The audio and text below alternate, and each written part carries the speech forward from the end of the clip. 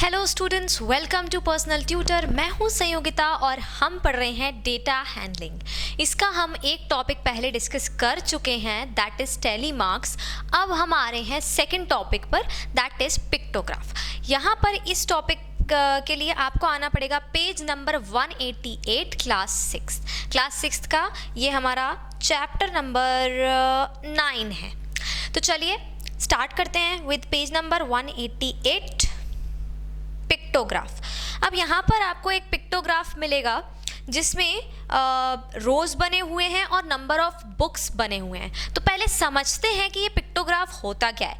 Pictograph मतलब क्या होता है, एक छोटे छोटे मिनिएचर्स टाइप के आपको पिक्चर्स बनाकर डेटा को रिप्रेजेंट करवाते हैं। रिप्रेजेंट करवाने का मतलब डेटा को दिखाना, किसी भी तरह की इंफॉर्मेशन को दिखाना। जैसे मान लीजिए कि आपने किसी को, आपकी कुछ बुक्स हैं जो आप पढ़ रहे थे और आपने किसी को अपने फ्रेंड को दे दी हैं। आपके फ्रेंड्स ने जो बुक है वो बोरो कर लिए। अब आपने इतने सारे दोस्तों को बुक्स बोरो करने के लिए दे दी कि आपको याद ही नहीं रहा कि भाई किसके पास कौन सी बुक है और कितनी बुक्स है।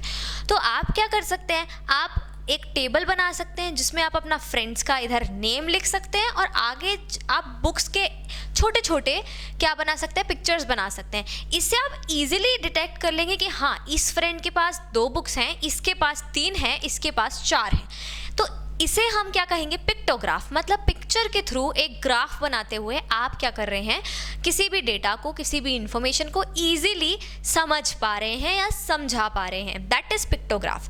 तो यहाँ 188 पर एक पिक्टोग्राफ दिया हुआ है। A cupboard has 5 compartments. एक कबर्ड है जिसमें 5 कंपार्टमेंट्स हैं। In each compartment a row of books is arranged. हर एक कंपार्टमेंट में एक रो है बुक की, मतलब एक रो में पूरी बुक्स रखी हुई हैं। अब किसी भी कंपार्टमेंट में कितनी भी बुक्स रखी हुई हैं। The details are indicated in the adjoining table. अब इधर एक टेबल बना हुआ है राइट साइड में, उस टेबल को हम यहाँ पर ड्रॉ करेंगे। चलिए, ये है रोज और ये है नंबर ऑफ बुक्स। अब यहाँ पर ध्यान से देखिए, नंबर ऑफ बुक्स में जो है नंबर नहीं लिख रहे हैं, क्या कर रहे हैं, पिक्चर्स बना रहे हैं। बस इतना सा फर्क हुआ और ये हो गया पिक्टोग्राफ। यहाँ पर हम हमारा आज का टॉपिक लिख देते हैं, पिक्टोग्राफ। अब यहाँ पर रो 1 है।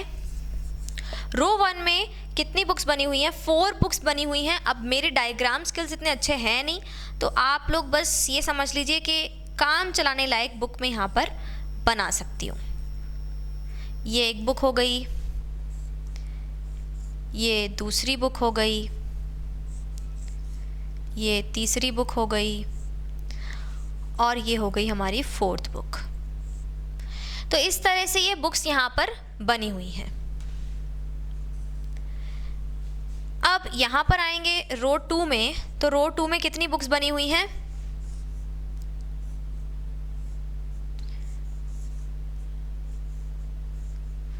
इस तरह से। अब मैं सिर्फ स्क्वायर बना रही हूँ, आप लोग समझ पा रहे होंगे कि ये बुक्स की बात है। यहाँ पर 1 2 3 4 5 जो है आपकी रो 2 में है। रो 3 में आते हैं। रो 3 में आपके पास हैं 1 and 2 बुक्स एंड रो 4 में आपके पास हैं 1 2 3 4 5 6 7 8 बुक्स।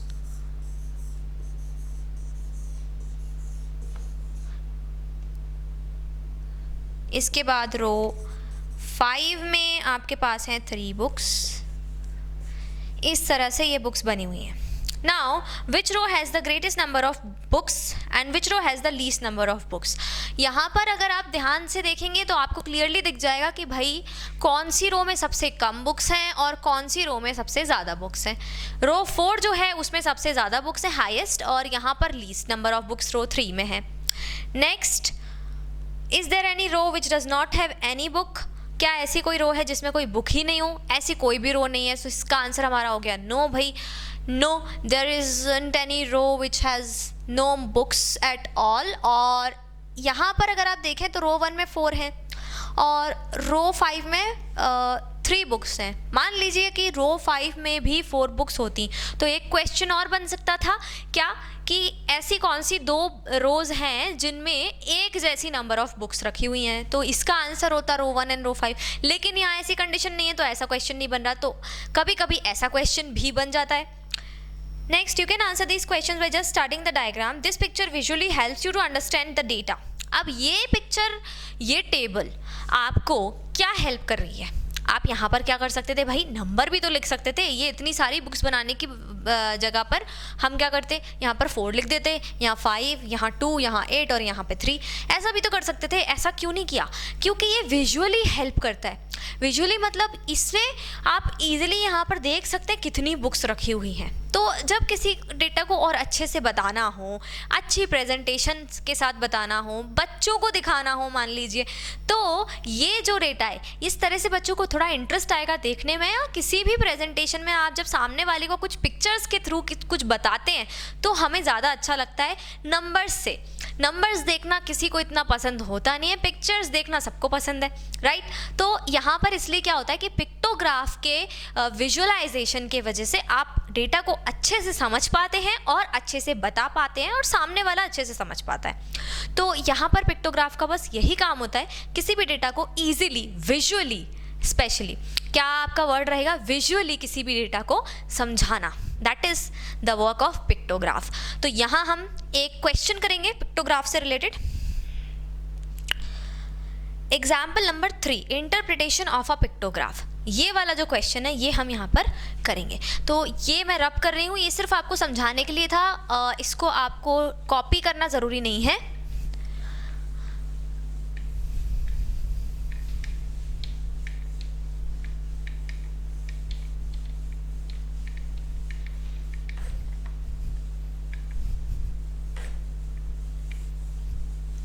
अब हम आएंगे एग्जाम्पल नंबर 3 पर. एग्जाम्पल 3 में बहुत ही इजी सी बात कही गई है. The following pictograph shows the number of absentees in a class of 30 students during the previous week. पिछले वीक में कितने बच्चे एब्सेंट थे? 30 लोगों की क्लास है total. 30, there are 30 total students in the class. Now absentees कितने थे लास्ट वीक में, वो पूरा इन्होंने एक पिक्टोग्राफ में बताया है. तो एक काम करते हैं, उस पिक्टोग्राफ को ड्रॉ ही कर लेते हैं. चलिए लिखेंगे number of days. So let's see, Monday, ये इधर डेज हो जाएंगे हमारे, और यहाँ पर आ जाएंगे number of absentees.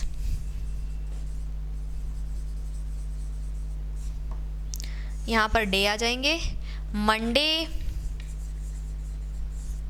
Tuesday, Wednesday, Thursday, Friday and Saturday.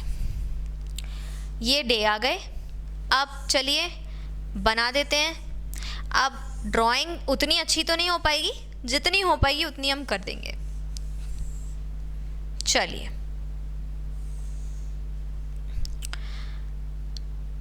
5 students missing दिखा रहा है यहाँ पर. 5 स्टूडेंट्स जो है एब्सेंट दिखा रहा है मंडे में. तो मैं 5 स्टूडेंट्स इस तरह से बनाऊंगी क्योंकि बच्चे एब्सेंट हैं तो खुश तो होंगे ही, घर में है तो इसलिए सबको स्माइल करवा दी है. नेक्स्ट, ट्यूसडे को 4 स्टूडेंट्स मिसिंग है. मिसिंग का मतलब क्या, क्लास से मिसिंग है, मतलब कहाँ बैठे हुए हैं भाई, घर पे बैठे हुए हैं. इसके बाद वेंसडे को 2 ही हैं बच्चे मिसिंग, शायद वेंसडे को होमवर्क नहीं होगा कुछ, सॉरी यहाँ 3 बना दिए, 2 ही बच्चे मिसिंग है. There are 2 students absent on Wednesday. And Thursday को no one was missing. And Friday is 1. And Saturday को देयर वर 3, 4, 5, 6, 7, 8 एब्सेंटीज.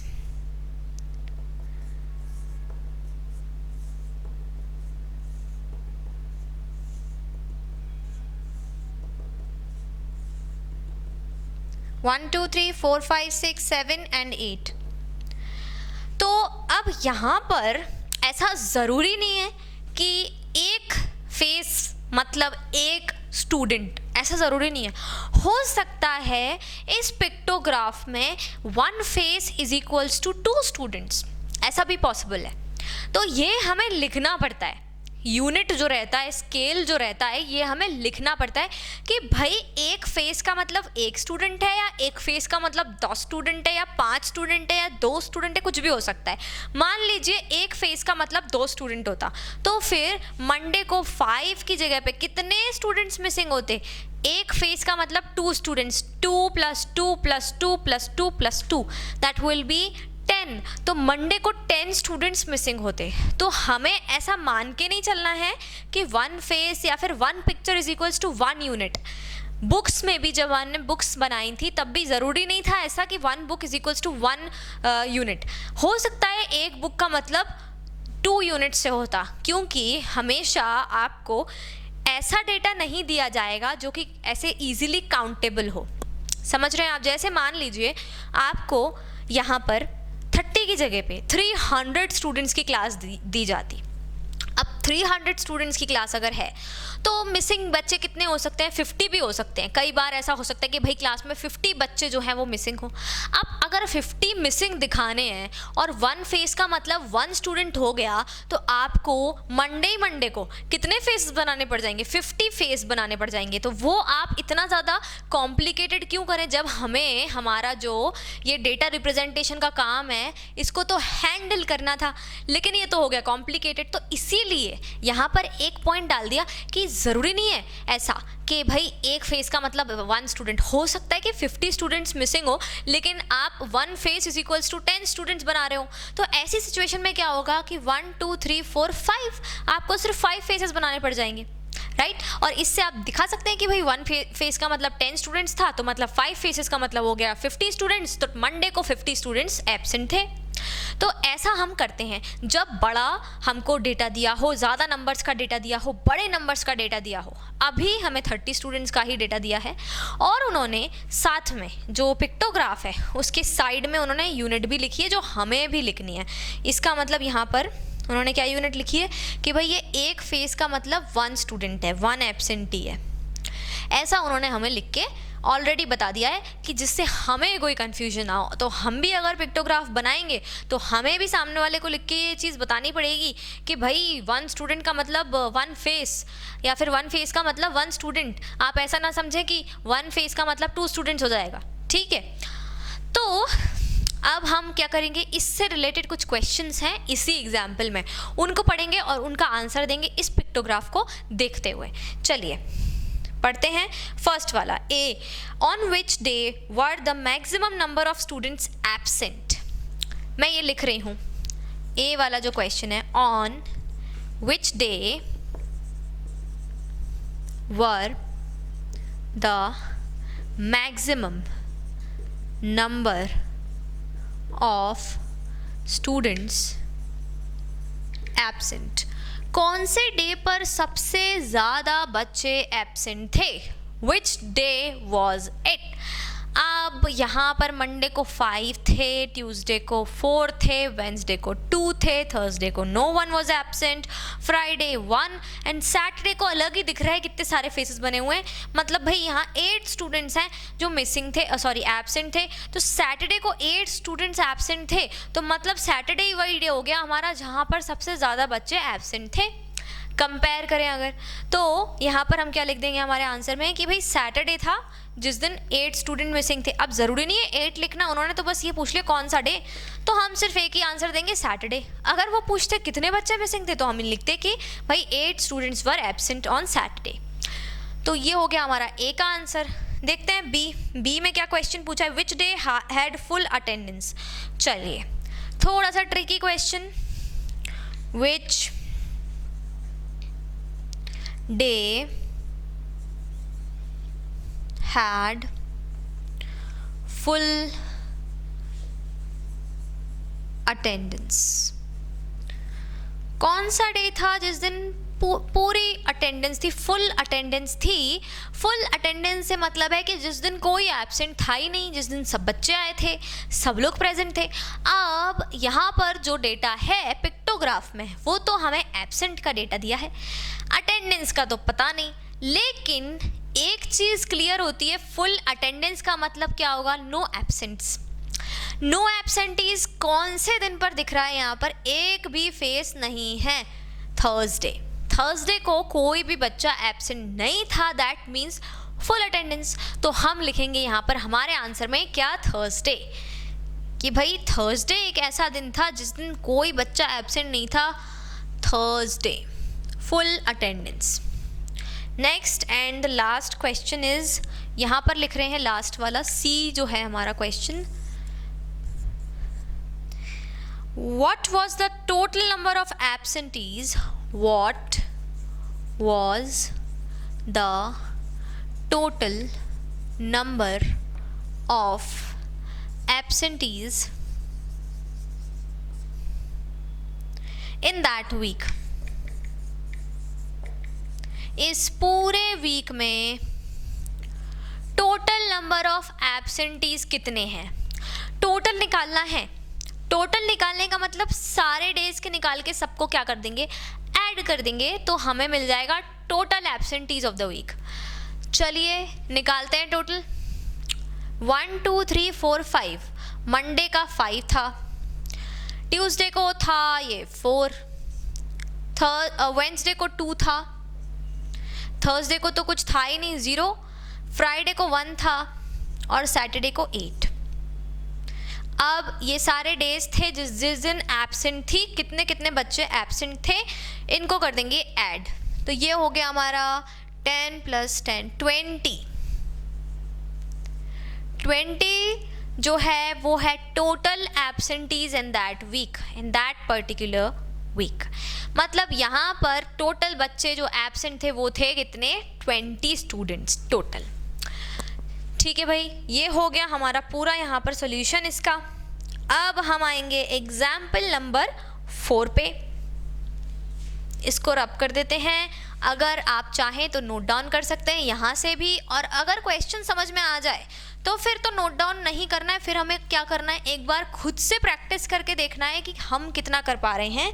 क्योंकि जब हम खुद से प्रैक्टिस करते हैं तब बहुत सारी चीज़ें हमें समझ में आती हैं कि ये वाली चीज़ हमें नहीं आ पा रही है, और जैसे ही वो समझ आ जाए कि क्या समझ नहीं आ पा रहा है, वैसे ही ये वीडियो फिर से खोल के कमेंट कर देना है कि मैम ये समझ में तो आया ही नहीं। इसीलिए मैं हमेशा कहती हूँ कि आपकी जो भी क्वेरीज हो आप उन्हें कमेंट्स में ज़रूर पोस्ट कीजिए, जिससे आपकी क्वेरीज के ऊपर भी एक वीडियो बन पाए और उसमें आपकी सिर्फ क्वेरीज ही सॉल्व होंगी। तो चलिए एग्जाम्पल 4 पर आ जाते हैं। एग्जाम्पल 4 पर हमारे पास है द कलर्स, इसको लिखना रहने देते हैं, सीधे पिक्टोग्राफ बनाएंगे। The colours of the fridge preferred by people living in a locality are shown by the following in pictograph। मतलब जो फ्रिज के कलर्स लोगों को पसंद आ रहे हैं उसे पिक्टोग्राफ में बताया है। देख रहे हैं आप कैसा कैसा डेटा जो है वो आप पिक्टोग्राफ में बता सकते हैं, कलर्स भी बता सकते हैं। तो कलर्स देख लेते हैं भाई, कौन कौन से कलर्स कितने कितने लोगों को पसंद आ रहे हैं। कलर्स में आ गया एक ब्लू, एक आ गया ग्रीन, एक आ गया हमारा रेड और एक आ गया वाइट कलर। ये तो हो गए कलर्स, और यहाँ पर है नंबर ऑफ पीपल, जो लोगों को पसंद आ रहे हैं, जितने लोगों को पसंद आ रहे हैं उनका नंबर। अब उनका नंबर इन्होंने कैसे बताया, पिक्टोग्राफ में। इन्होंने नहीं बताया कि भाई 2 3 4 5, नंबर्स में नहीं बताएंगे, बोरिंग हो जाएगा। पिक्टोग्राफ में बताएंगे कि कितने लोगों को पसंद आया। चलिए पिक्टोग्राफ बनाते हैं।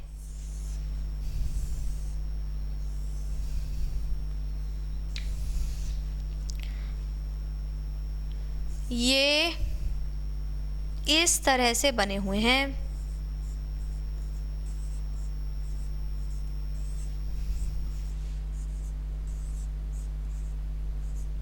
फाइव यहाँ पर है,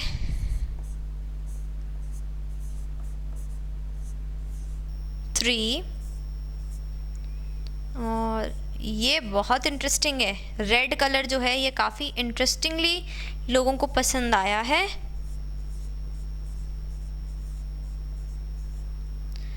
5 and this one is like this. Now white is 2. इस तरह से यहाँ पर ये दिया हुआ है। अब आपकी नज़र कहाँ टिकी होगी, यहाँ पर, राइट।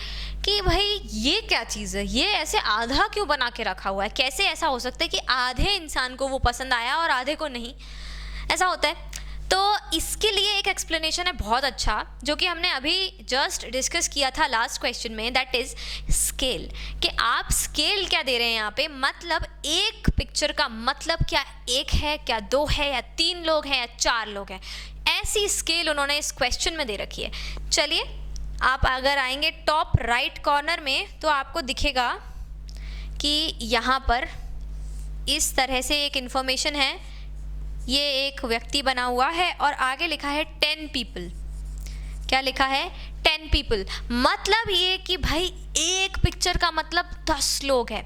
यहाँ पर एक पिक्चर का मतलब एक नहीं है, यहाँ पर एक पिक्चर का मतलब कितने लोग? 10 लोग। मतलब दो पिक्चर का मतलब कितने? 20। 3 pictures means 30, 4 pictures means 40 and 5 pictures means 50। ना ये तो 1 फुल पिक्चर हो गई। अब अगर हाफ पिक्चर बनी है, मान लीजिए कि इस पूरे का मतलब 10 पीपल है, तो फिर हाफ पिक्चर का मतलब क्या होगा? ये हमारी फुल पिक्चर है, इसका मतलब 10, तो ये हमारी हाफ पिक्चर है, इसका मतलब क्या होगा? मतलब 10 का हम क्या कर देंगे? हाफ कर देंगे, दैट विल बी 5। मतलब हाफ पिक्चर का मतलब ये जो है, इसका मतलब है 5 पीपल, राइट? तो ये हो गया हमारा इस सिचुएशन का, इस प्रॉब्लम का सॉल्यूशन कि इसका क्या मतलब होगा। इसका मतलब है 5 पीपल और इसका मतलब है 10 पीपल। अब हमें ऐड करना पड़ेगा। चलिए क्वेश्चंस पर आते हैं, इससे रिलेटेड जो क्वेश्चंस हमारे पास हैं। First question is question number 1, find the number of people preferring blue colour.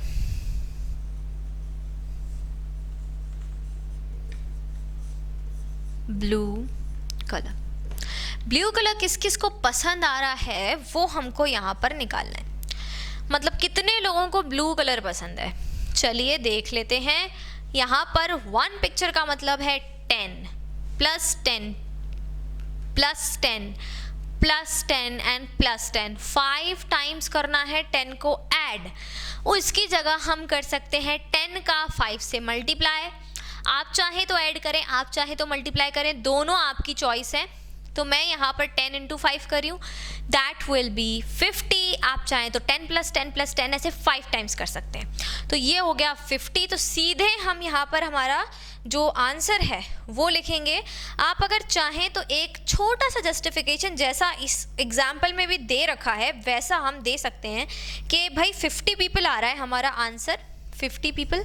और ये आया कैसे, इसका एक छोटा सा एक्सप्लेनेशन है कि 1 picture is equals to 10 people. Therefore, 1 picture is equals to 10 people. So, 5 picture will indicate 10 multiplied by 5 people. That will be 50 people. ऐसा हम यहाँ पर एक्सप्लेनेशन दे सकते हैं। तो ये तो हो गया 50 पीपल, ये आ गया फर्स्ट का आंसर। अब आएंगे यहाँ पर हमारा क्वेश्चन नंबर जो 2 है उस पर। Question number 2, how many people like red colour?